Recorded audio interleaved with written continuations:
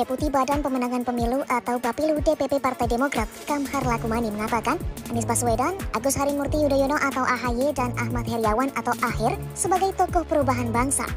Ia menyamakan ketiga tokoh tersebut dengan Soekarno, Muhammad Hatta, dan Sultan Syahrir.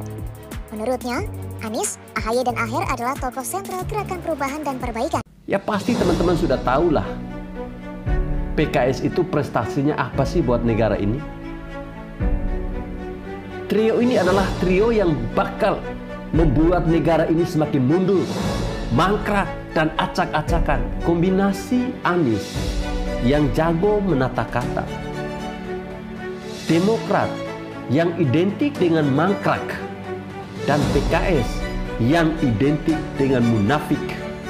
Maka lengkaplah sudah penderitaan bangsa ini jika mereka yang jadi pemimpin. Ya mereka ini entah habis makan apa sehingga bisa berbicara seperti itu.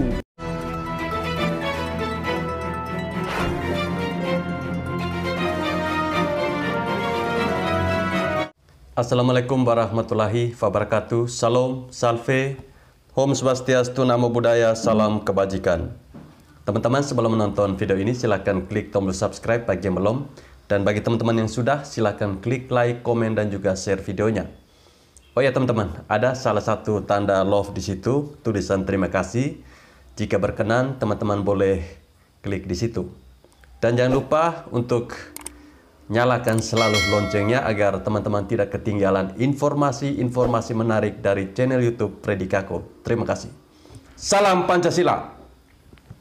Teman-teman, video saya kali ini saya akan membahas ada 3 trio oposisi yang sangat ngebet sekali untuk memimpin di 2024. Entah mereka ini teman-teman habis makan apa saya juga tidak tahu. Ada yang mengibaratkan bahwa Anies Baswedan, AHY, dan juga Ahir ini, mereka mengibaratkan ketiga orang ini sebagai trio Soekarno-Hatta dan Sultan Syahrir. Nah, ini teman-teman, saya kira sangat menggelikan kalau saya melihat bagaimana kalau ketiga sosok ini, yang tentunya kita ketahui dari pihak-pihak oposisi, Nasdem, PKS, dan juga Demokrat. Saya kira suatu atau orang yang membuat ini, mengibaratkan mereka ini sebagai trio Soekarno-Hatta dan Sultan Syahrir ini sangat gila teman-teman. Kayaknya otaknya lagi nggak waras ini. Sepertinya salah makan makanan basi. Sehingga cara mereka berpikir sudah asal berpikir aja. Yang penting enak didengar, enak diucapkan oleh mereka. Jadi teman-teman, suasana Hari Pahlawan kemarin tentunya banyak dirayakan oleh banyak pihak teman-teman. Ya termasuk di dalamnya adalah partai politik. Dan salah satunya adalah Demokrat. Yang tentunya mereka berkontemplasi memperingati Hari Pahlawan di 10 November kemarin. Nah, kontemplasi itu mereka buat dalam bentuk video teman-teman. Di mana di dalamnya itu ada suara para kader Demokrat. Video tersebut diawali dengan pandangan tentunya dari orang-orang Demokrat kalau pemerintah akan dikuasai oleh rezim sebab kondisi oposisi yang sangat lemah. Bagus. Mereka mengakui bahwa oposisi sangat lemah. Memang mereka lemah. Kemudian mereka mengatakan bahwa 2024 pasti akan jatuh ke tangan pewaris rezim karena tidak ada kekuatan oposisi yang bisa diperhitungkan. Tahu juga ya, sadar juga ya, kalau oposisi itu memang tidak bisa diperhitungkan. Kemudian mereka mengatakan bahwa oposisi ini hanya berisi partai lemah logistik. Juga tokoh yang kondisinya setali 3 uang. Lalu kader Demokrat ini teman-teman, mereka menyebut bahwa masyarakat sekarang merasa was-was. Entah masyarakat yang mana yang mereka sampaikan teman-teman.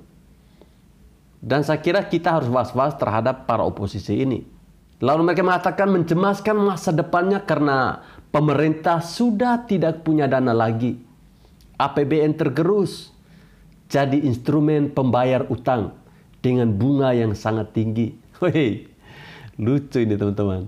Ya jujur teman-teman, saya pernah sedikit belajar tentang ilmu marketing.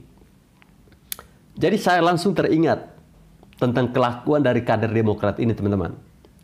Ya tentunya kita ketahui bahwa dalam ilmu marketing itu ada strategi yang diawali dengan penguraian masalah. Nah kemudian dilanjutkan dengan solusi yang tentunya dapat mengatasi masalah tersebut teman-teman. Nah apa yang dilakukan oleh kader Demokrat ini itu juga sama. Jadi pertama-tama mereka ini beberkan masalah yang terjadi di negara ini, yaitu rezim haus kekuasaan. Kemudian mereka katakan bahwa APBN tergerus, utang meroket, dan lain-lain. Lalu muncullah solusi yang ditawarkan oleh Demokrat. Kira-kira apa itu teman-teman solusi dari mereka? Jangan ketawa ya. Saya juga tidak berani ketawa teman-teman, karena takut dosa. Nah teman-teman, Demokrat ini menyampaikan bahwa Anies dan AHY adalah sosok yang tepat sebagai pasangan capres-cawapres paling moncer. Dan mereka yakin bahwa keduanya ini akan membawa gerakan perubahan dan berpeluang untuk menang. Ya, kalau kita berbicara soal gerakan perubahan, melihat dari kedua sosok ini, mungkin perubahan yang pertama adalah soal perubahan kata-kata. Anies akan semakin manis menata sebuah kata. AHY akan menceritakan bagaimana keberhasilan dari seorang ayahnya.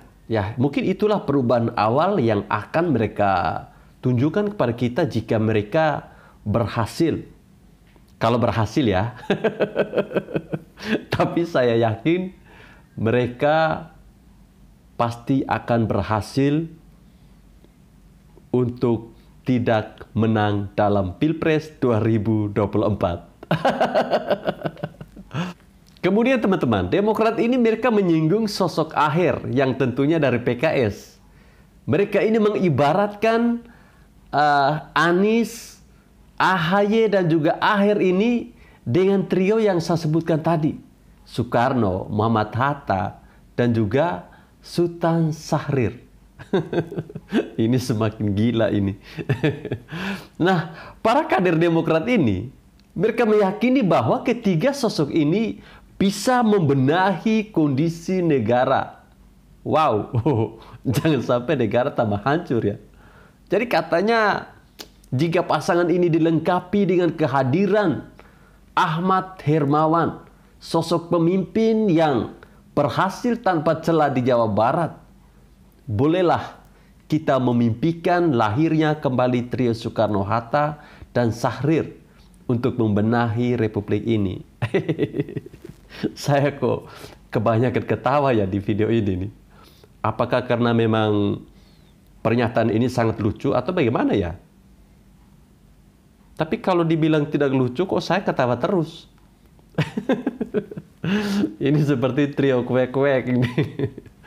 Tapi teman-teman, saya salut dengan ketebalan muka dari kader Demokrat ini saat mereka menyebutkan trio ini.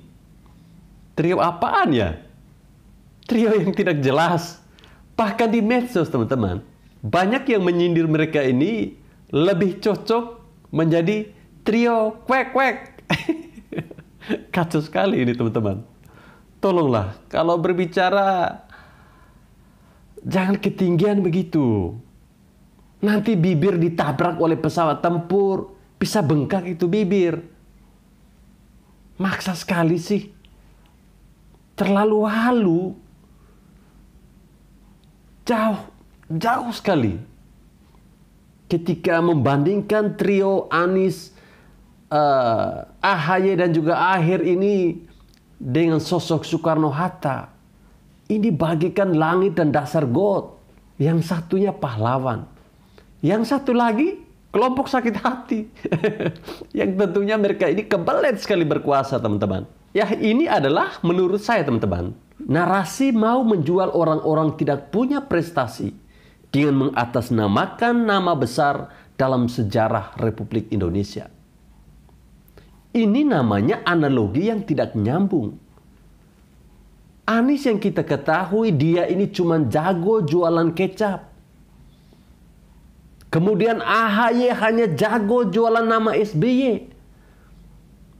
Sedangkan Ahyar yang dari PKS, ya pasti teman-teman sudah tahulah. PKS itu prestasinya apa sih buat negara ini?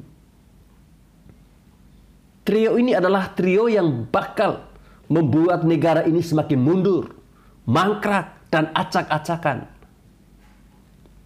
Kombinasi Anies yang jago menata kata, Demokrat yang identik dengan mangkrak, dan PKS yang identik dengan munafik, maka lengkaplah sudah penderitaan bangsa ini jika mereka yang jadi pemimpin. Ya, mereka ini entah habis makan apa sehingga bisa berbicara seperti itu. Kalau bapak saya Soekarno, saya pasti akan protes. Masa mereka mau disamakan dengan Soekarno? Jauh, bro. Ya mungkin perkataan saya ini agak hiperbola dan lebay. Tapi bodoh amat. Kelompok sebelah lebih lebay dan tidak tahu malu. Kemudian teman-teman, kader Demokrat ini bicara tentang cara bagaimana rezim ini tidak kehilangan kekuasaan, yaitu isu Anies Baswedan yang akan dijadikan tersangka KPK. Memang pantas kok Anies Baswedan menjadi tersangka. Banyak masalah yang dia buat di DKI Jakarta. Hanya saja mungkin KPK ini terlalu pengecut untuk berani menetapkan Anies Baswedan sebagai tersangka kasus Formula E yang banyak terjadi kejanggalan-kejanggalan di sana. Mereka katakan bahwa jalan perjuangan ini masih panjang dan terjal. Kita tidak tahu apa yang akan dilakukan rezim ini agar tidak kehilangan kekuasaan. Bisa saja Anies Baswedan jadi tersangka atau ditangkap KPK. Lalu bagaimana cara kita membelanya?